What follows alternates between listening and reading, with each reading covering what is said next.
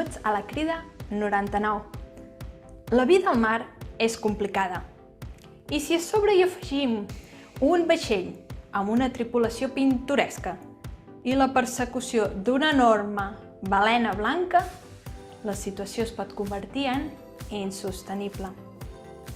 Avui us porto una obra que té un dels inicis més famosos de la literatura universal. Digueu-me Ismael.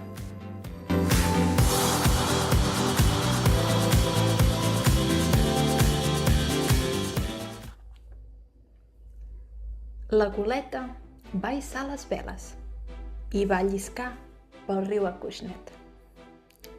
Vam sortir al mar obert i en Queequeg va aspirar ansiosament l'aire salí.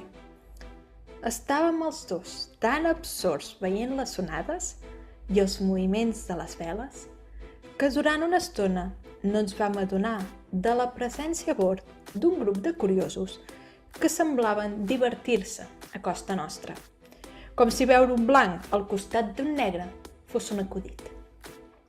Però aviat en Queequeg va sorprendre a un noi, rient-se d'ell a la seva esquena i fent-ne burla. Deixant anar l'arpó, el gegantí harponer el va agafar pels braços i el va llançar netament a terra.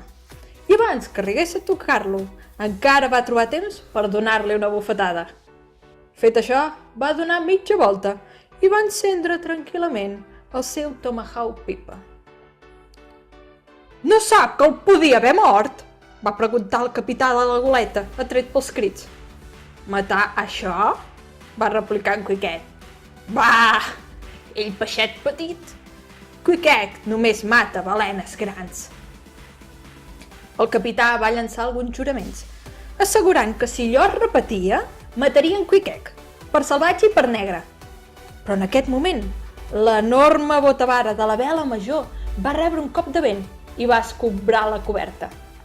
L'imbècil, el qual en Queequeg havia pagat, empès per la botavara, va ser llançat al mar. Tots es van espantar, mentre tractaven de subjectar el pal, que es movia furiosament. Només en Queequeg va mantenir la calma. Es va arrossegar per sota de la botavara i, agafant una corda, va aconseguir subjectar-la i fixar-la a la mura. Llavors, el salvatge es va despullar fins a la cintura i es va llançar al mar en un arc perfecte. Se'l va veure nedar durant una estona, pel mig de la gelada espuma, buscant el caigut que estava sota l'aigua.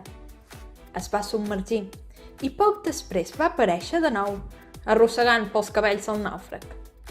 Es va llançar un bot, que aviat els va recollir, i la tripulació en massa va rebre en Queequeg amb crits d'alegria i admiració, que el salvatge va rebre amb la mateixa gravetat de sempre, com si el que acabava de fer no fos ni tan sols digne de menció.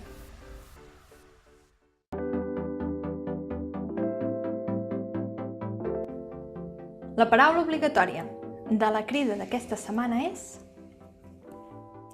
tomahawk. I la minicrida és que la vostra història passi en un vaixell. Teniu 300 paraules i 7 dies per escriure el vostre text i per decidir si us voleu apuntar a l'intercanvi de comentaris. Ens retrobem dijous que ve amb una nova crida i ens llegim durant tota la setmana a la web de vullescriure.cat. Feliç escriptura!